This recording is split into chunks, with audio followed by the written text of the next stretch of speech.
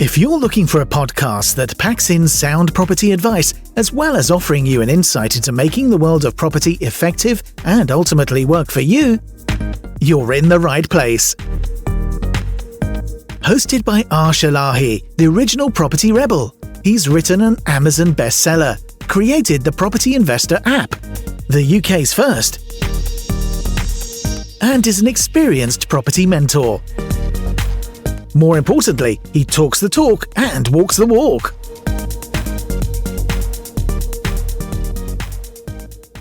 Hi and welcome to another episode of The Property Rebel with your host Arsh. And in today's session we're going to be talking about something that everyone is guilty of, and that is procrastinating.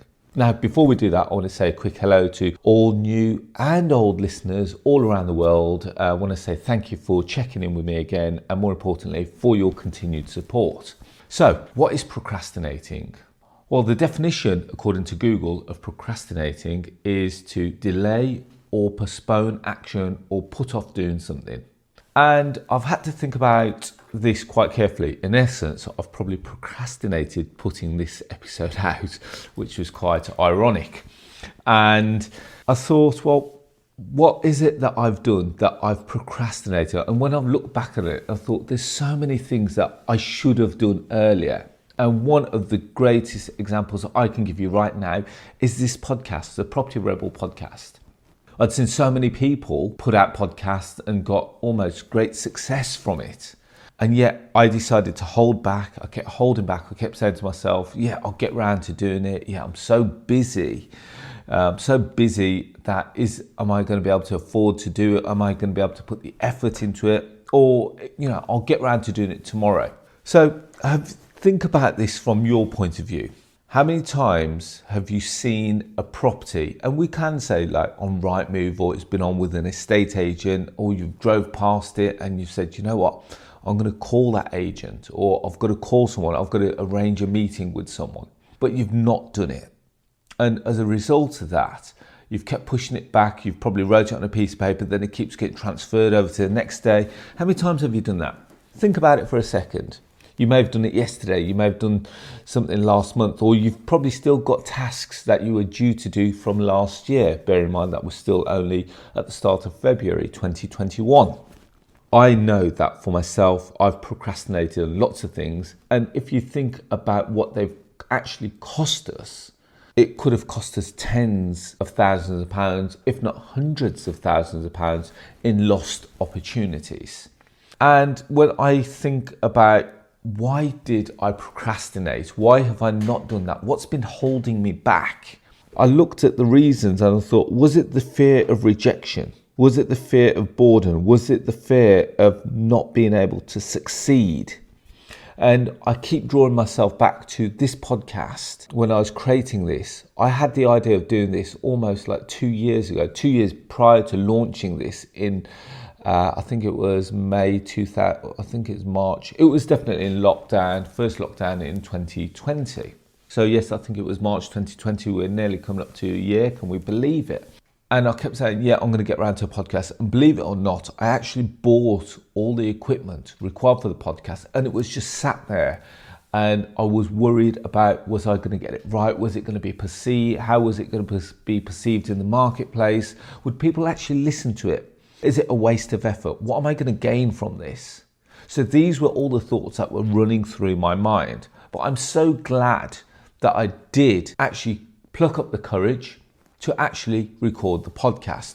And I'm going to tell you the way that I actually got around my fear of that is we always overthink everything. So like I said, I had all these thoughts running through my mind.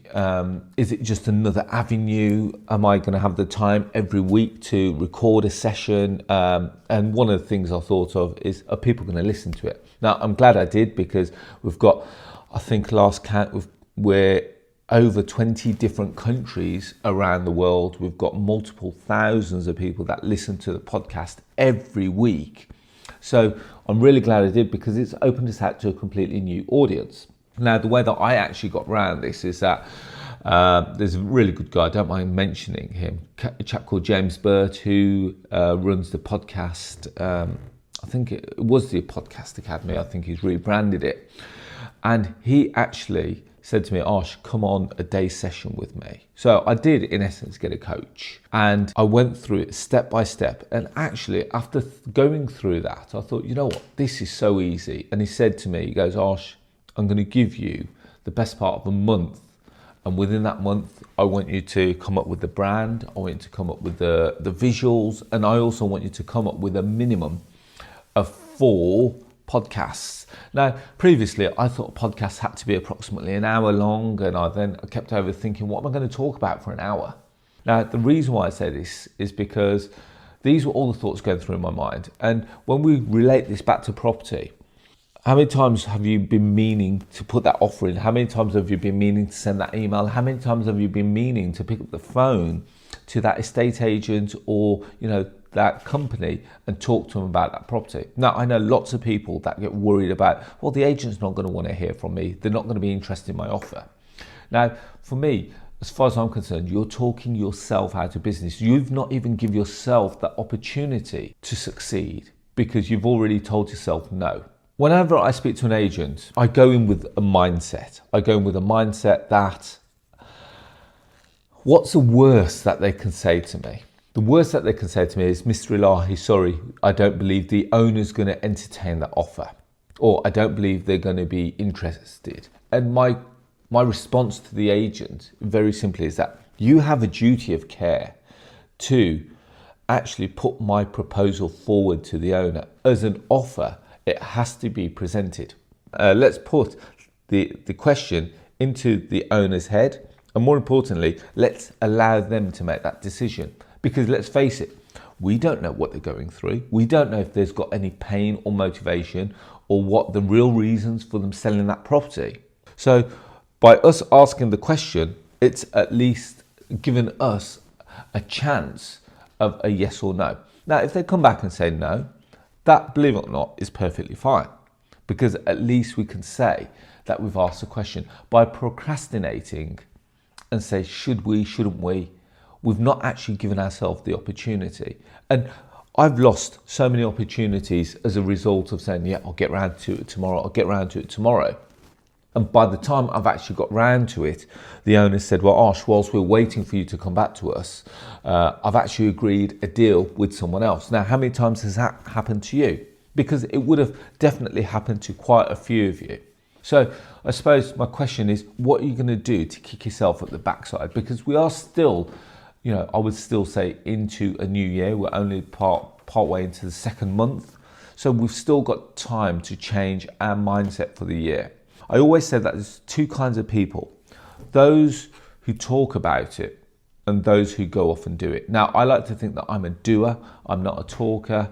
Even though I've told you about some of the, shall I say, mental barriers that I had about releasing this podcast, I actually got around to doing it. And I'm so glad that I did it. It's so easy to release a podcast. And I have to give a quick shout out to my PA, who also helps me quite a lot with the editing and making sure that it gets out into all the different spaces. But more importantly, if you're procrastinating about something, you've also got to just kind of question, is it you're procrastinating because you're worried that you might have the skills to do it? Now, I'm going to talk to you about when it comes to putting offers forward, or whether it comes to preparing the documents. If you're not that great about it, outsource it. I've got a couple of virtual assistants that I use to run the Property Investor app. You've got to remember that on the Property Investor app, we deal with over 25,000 investors, near enough 300 properties on the app. I can't do that single-handedly. And I wanted to create a remote working environment. So I've outsourced a lot of that to people in the Philippines and in India who help me with the back end of that. Now, my question to you is that if you haven't, or if you're worried about creating the documents or getting them out, outsource them to someone else. I'm not saying that you have to go out to the Philippines or into a different country, but one thing that I will know is that if you know that you're paying someone for it, you're going to more likely get a result from it, because you're thinking, well, in actual fact, I'm paying for it, I should be doing this. And this could be that they start generating you a load of leads. So if you're looking to actively source property, they could start generating you a load of leads. Every day in your inbox, you'll have a new list of leads. Therefore, if you're not then following them up, you're then procrastinating, and they're also costing you money. But more importantly, hopefully by you receiving the daily leads, you should be saying to yourself, I've got to call these. As a result of that, we're going to monetize these, we're going to buy these deals, and you get the job done. Hopefully I'm not waffling here. So you've got to think about, when you're sat there with your list, and I create a list. There's two kinds of people in this world that I'd like to think, like I said, the talkers and the doers, but more important, the two kinds of people that create lists in this world. Have you got a digital list? Are you one of these people that has everything in their Google Calendar or in their, the Microsoft Calendar, whatever it may be that you use? Or are you a person of pen and paper? Now, for me, I like pen and paper. Although I'm quite a digital person, I run property tech companies and technological companies, I still like the thought. And as I record this podcast, you'll be able to hear in a second, hopefully you can hear that. That's me crossing out that I've recorded the podcast for the day. Every day at the start of the day, I write down a list of all the things that I want to achieve, all the people that I need to call, all the emails that I need to write. And as a result of that, every time that I've finished one, I cross straight through it. Now, you could say that I've gone back into the old age, because there are lots of other ways that we can do this. We can create a note in our phone. We can put it as a calendar or a reminder in our phone. But for me, I find that it's a little bit more satisfying, the fact that I've wrote it down, I've mind dumped it onto a piece of paper. And I know that it's there in front of me. In my phone, it could very easily be forgotten. And if you get so many notifications in your phone, how many notifications are you really going to check? That's me. I'm sick of my phone, if I'm honest. My phone rings all day, every day. And then I'll get emails, then I've got notifications, then I've got all the other stuff that's going on with technology. I'm trying to come slightly away from technology and only focus on technology as and where required. Now, for me, I'm trying to do it so that every day I write down a list of all the stuff, and slowly but surely, I don't have to go through them in a specific order. I'll just make sure that the things that I'll put them in a priority order.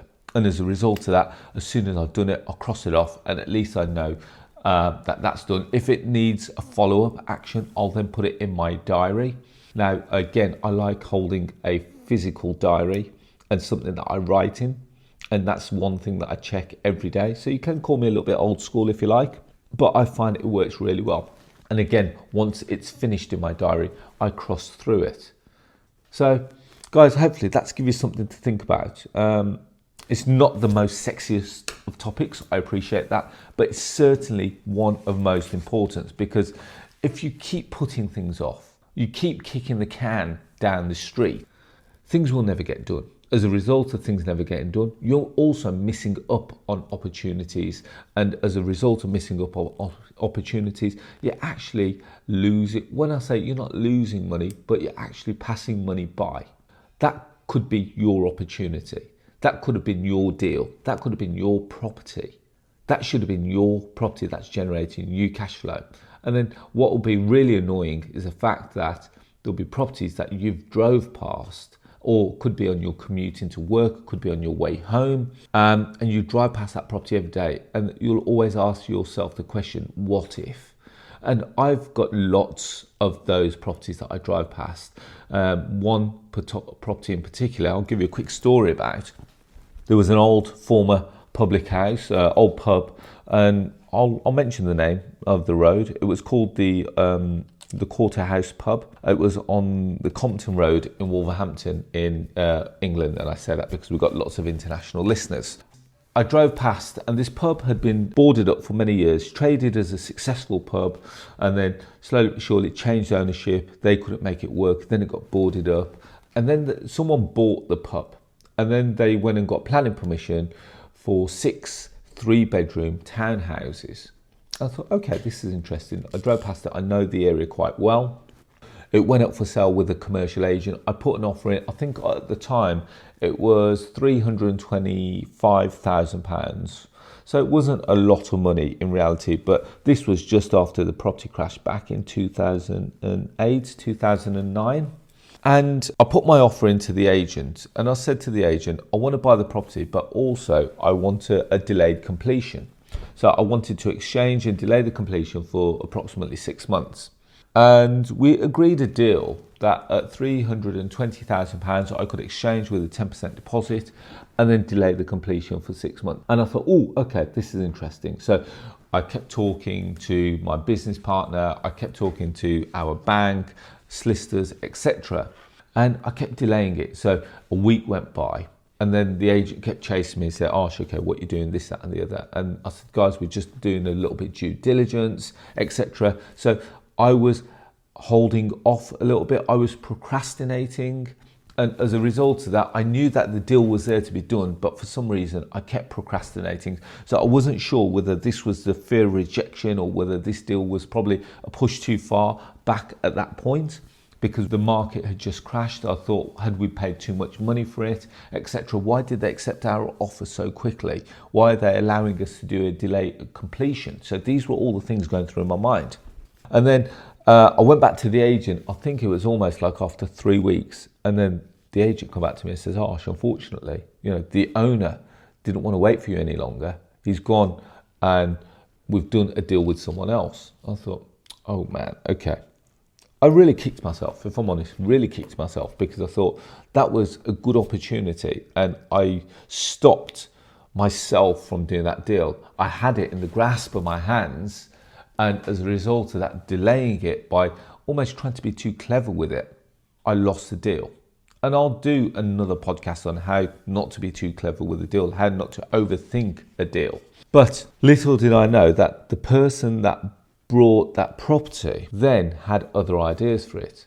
They demolished the public house, and then Sainsbury's local, so the smaller version of Sainsbury's, the ones that you see dotted around the cities, etc., they came and approached the owner and said that they wanted to take that site on, and they're now paying. So they demolished the site, the owners demolished the site, Sainsbury's came along, they said that they would take the site on, they then built, purpose-built Sainsbury's, so Sainsbury's paid for that, and then they took it off the new owner on a 25-year lease, paying the owner £90,000 a year. So if you do a quick calculation, and this is going to hurt me, so 90,000 times that by 10, 900,000. If we multiply it by 2 for 20 years, that then gives us another, so let's say 900 plus 900, so that's 1.8 million, plus another 5 years worth of income, which is 450,000. So I just talked myself out of 2.25 million pounds worth of income from Sainsbury's. Now I appreciate that's a gross figure, but they didn't have to build the property. They didn't have to do anything. The owner who bought it literally demolished it, and Sainsbury's did the rest. Now, when you think about procrastinating from that point of view, I've taught myself out of £2 million worth of income there. I appreciate it's over a 25-year period, but I'd like to think that Sainsbury's is quite a strong brand and also quite a strong covenant to have as a tenant. So I procrastinated, I lost a deal, I lost a fantastic deal.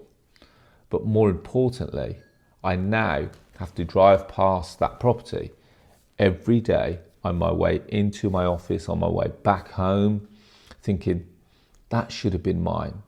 More importantly, I actually go into that Sainsbury's sometimes to pick up my lunch and pick up a few groceries, etc. So it's not a painful experience, but it's always at the back of the mind, I should have owned this.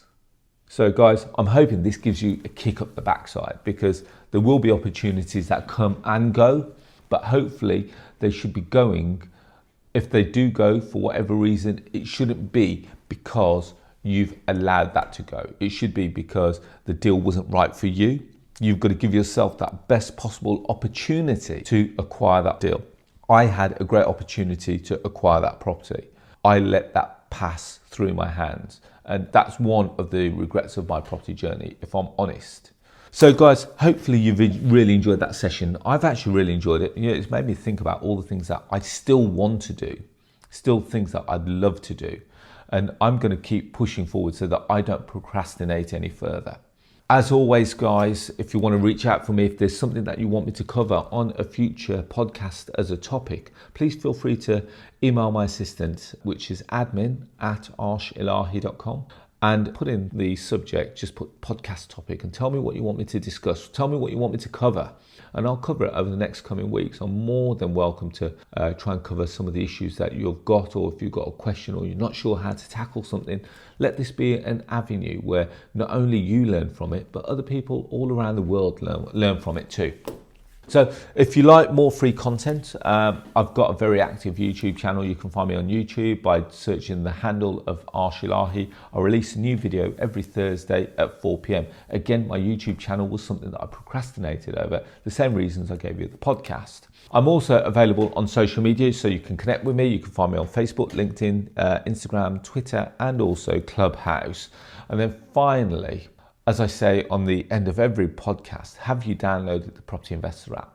The Property Investor app is the UK's first property investment platform, which showcases all kinds of deals all over the country, whether it be below market value deals, rent-to-rent deals, lease option deals, service accommodation deals, etc. More importantly, we've just released a new update where you can actually upload your own property deal onto the app, just like you would eBay, etc., etc. So as a result of that, you can now upload your property, and we can have over 25,000 people viewing your property in a matter of minutes.